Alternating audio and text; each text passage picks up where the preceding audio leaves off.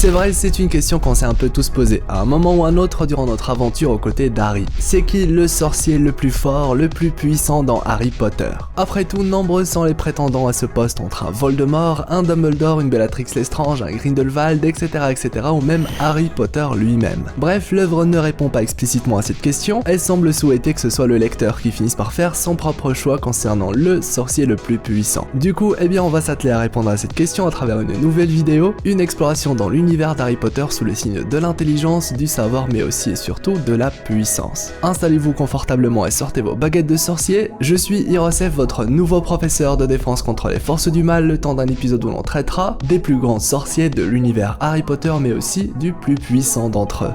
Bon visionnage.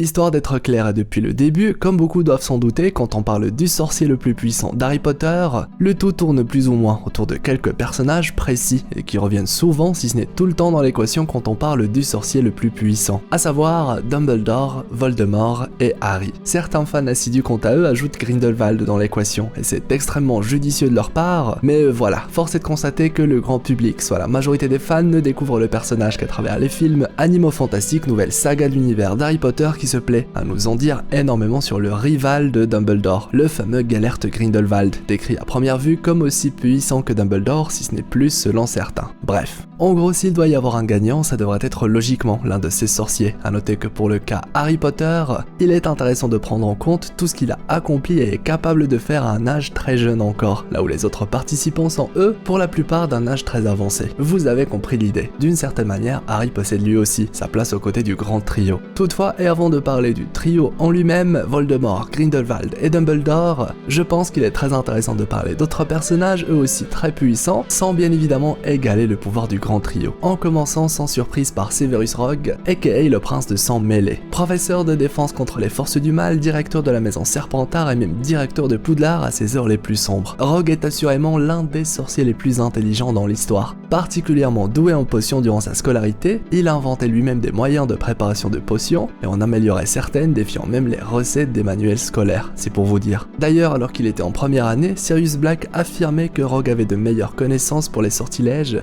que les 7e années. Effrayant. Bien évidemment, ses compétences ne s'arrêtent pas là, étant donné que ce dernier est particulièrement attiré par les forces du mal. Il est même le créateur de plusieurs sorts dans le fameux Sectum Sempra, considéré comme l'un des sorts les plus dangereux. A noter que Severus était un agent double et qu'il a su tromper Voldemort grâce à sa maîtrise avancée de l'occlumencie, soit une magie qui permet de bloquer son esprit contre l'attaque Legilimens, qui permet de lire dans les pensées. En bref, Rogue a joué un rôle crucial pour la victoire contre Voldemort. On peut d'ailleurs supposer que Severus Rogue serait devenu l'un des mages noirs les plus connus de l'histoire si ce dernier n'avait pas été guidé par son amour pour Lily Potter, un amour qui le poussera à combattre même indirectement celui qui a tué sa bien-aimée, Voldemort. Et bien sûr, les plus perspicaces d'entre vous savent que lors de son duel contre McGonagall, il n'a fait que se défendre avant de s'enfuir en sachant que Minerva était elle aussi une sorcière particulièrement puissante. Mais voilà, entre nous, Severus aurait pu la vaincre si cela faisait partie de son plan. Et d'ailleurs, tant qu'on y est, Minerva McGonagall, parlons-en justement. Directrice de Poudlard et professeure de métamorphose, elle est elle aussi l'une des sorcières les plus puissantes. Amie et collègue d'Albus, membre de l'ordre du Phénix, elle participe à la bataille de Poudlard où elle a pu repousser de nombreux mange-morts. Elle fait même partie des premiers sorciers à combattre Voldemort. Comme Severus, Minerva est une sorcière talentueuse, et ce dans de nombreux types de magie. Et depuis toute petite, elle était déjà douée pour la magie en manipulant l'esprit de son chat ou en attirant vers elle ses jeux. Et bien sûr, comme vous le savez, elle a su tenir tête malgré son âge à Rogue ou encore face à Voldemort. Elle maîtrise également de nombreux sortilèges dont celui du Patronus, et elle est capable de créer 3 Patronus en même temps et de les faire parler, rien que ça. Malgré le fait qu'elle n'ait jamais pratiqué de magie noire, McGonagall a tout de même été vue en train de jeter le sortilège de l'Imperium avec succès, soit l'un des 3 sortilèges impardonnables. En résumé, ses compétences et sa puissance ne sont pas négligeables, ce qui fait d'elle l'une des sorcières les plus puissantes de l'œuvre, et aussi du coup rend très logique le fait de parler d'elle dans cette vidéo. Autre sorcière particulièrement redoutable, Bellatrix Lestrange se démarque par sa folie destructrice. Adepte des forces obscures, elle se plaît à utiliser la magie noire autant que possible sans craindre de punition. Et pour cause, elle fait partie du cercle restreint du Seigneur des Ténèbres, Voldemort en personne. Elle est même l'une des rares personnes à avoir gagné le respect de vous savez qui, témoignant de sa grande puissance. Quant à ses compétences, elles sont très nombreuses, avec entre autres l'informulation orale de ses sortilèges, y compris pour celui de la mort. Vous l'aurez compris, inutile de s'attarder plus sur Bellatrix Lestrange puisque tout prouve qu'elle est une sorcière hors pair. Ce qui nous amène à enfin parler du fameux trio en commençant par Voldemort, de son vrai nom Tom Jedusor. Et oui, Voldemort est effectivement l'un des sorciers les plus forts de l'œuvre aux côtés d'Albus et Gellert.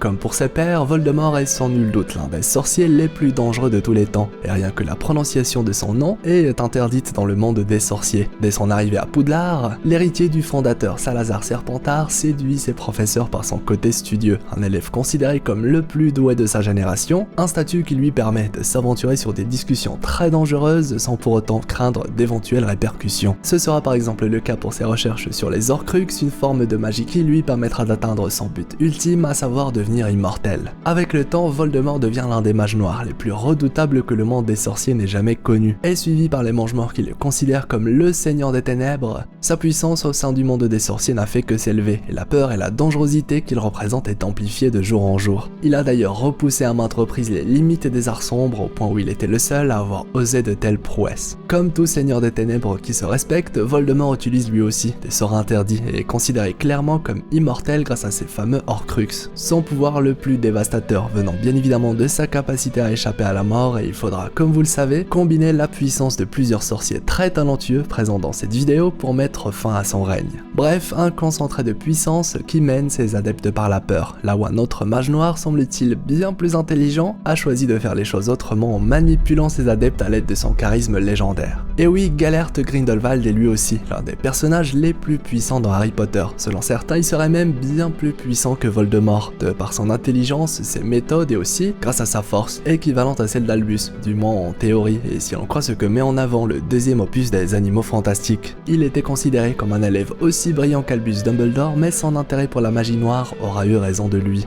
Un intérêt qui l'a dévié du chemin qu'il suivait aux côtés de celui qui était son ami, même amant, Albus Dumbledore. Grindelwald était sans conteste très puissant, mais cette force n'a fait que s'amplifier lorsqu'il mit la main sur la baguette de Suro, l'une des 3 reliques de la mort. Après avoir volé la baguette de Suro, ce dernier suivit sa propre route jusqu'à même disparaître sans laisser de traces. Et vous savez quoi, malgré les connaissances et la grande puissance de Gellert, ce qui faisait la vraie puissance de Grindelwald était surtout son intellect, sa capacité à manipuler et bien sûr son charisme. Là où d'autres ont régné par la peur ou par la force, lui a réussi l'exploit de se faire aimer par ses adeptes, à faire passer ses convictions douteuses pour la vérité aux yeux de ceux qui l'entourent, un tour de force dont lui seul connaît le secret et qui fait incontestablement de lui l'un des sorciers les plus influents qui n'ait jamais existé. Si on y ajoute sa puissance légendaire et le fait qu'il a lui aussi, comme Albus, possédé véritablement la baguette de Suro, on a alors peut-être ici le sorcier le plus puissant de l'univers Harry Potter. Et si je précise peut-être, c'est parce qu'on n'a pas encore parlé d'Albus qui lui aussi sait comme Gellert que la puissance c'est important, mais que manipuler les autres est une arme encore plus puissante. Bien sûr, pour Dumbledore, vous savez très bien de quoi il est capable. Il est celui qui a vaincu le mage noir Grindelwald, et il est aussi l'unique sorcier que Voldemort ait craint dans sa vie. C'est pour vous dire la puissance du personnage. Il est à la tête de l'ordre du Phénix, créé pour contrer les Mange-Morts, il est l'un des directeurs de Poudlard les plus célèbres, et surtout ses connaissances en magie semblent être infinies. Tellement puissant qu'il a su tenir face à Voldemort tout en protégeant Harry, et en neutralisant Bellatrix Lestrange. Un véritable monstre de puissance qui pour la plupart des fans est incontestablement le sorcier le plus puissant. Mais voilà, c'est chacun son avis, même si clairement la place se joue entre Albus et Voldemort. A noter que, comme Grindelwald, il a lui aussi véritablement possédé la baguette de Suro, qui on l'imagine doit avoir énormément aidé Albus durant ses nombreux affrontements. Du coup, selon vous, qui est le plus puissant entre Dumbledore, Voldemort et Grindelwald? Bien sûr, il y a d'autres personnages très puissants comme Sirius, Slughorn, Alastor Mowbray, Dolorov, etc., etc.,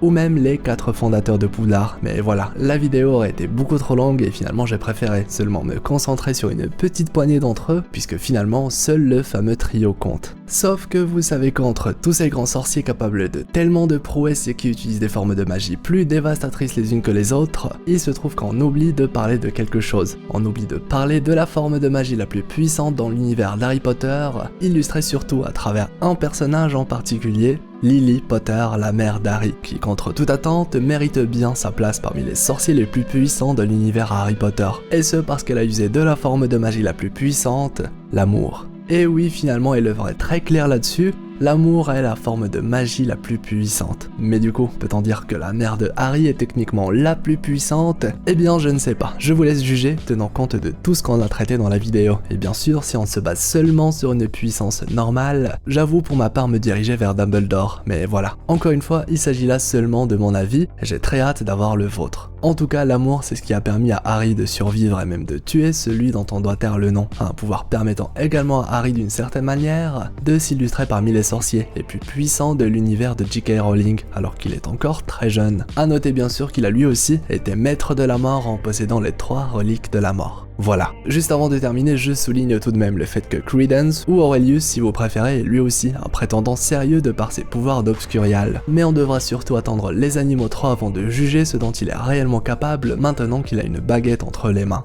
Et bien voilà, c'est ainsi que se termine la vidéo d'aujourd'hui, une exploration qui j'espère t'aura plu. Le petit pouce bleu avec la baguette de Suro si t'as passé un agréable moment, ça m'aide beaucoup et récompense énormément le travail fourni. Et bien sûr, l'espace commentaire est là pour vous exprimer, pour me partager ce que t'as pensé de tout ça et surtout, dis-moi qui est pour toi le plus puissant des sorciers. Bref, fan d'Harry Potter, à vos claviers. Ah oui, et dites-moi aussi de quelle maison de Poudlard vous êtes. J'avoue, ça m'intéresse. Si c'est votre première fois sur la chaîne ou si ce n'est pas encore fait, eh bien rejoignez-nous, on parle de plein d'univers cool dans bien évidemment Harry Potter, avec la petite cloche pour ne rien rater. Si vous souhaitez en savoir plus sur Harry Potter, les annotations de fin se feront un plaisir de vous rediriger vers de superbes vidéos. Quant à moi, je vous dis à la prochaine pour de nouvelles aventures. C'était Hirosef l'explorateur d'univers, pour vous servir.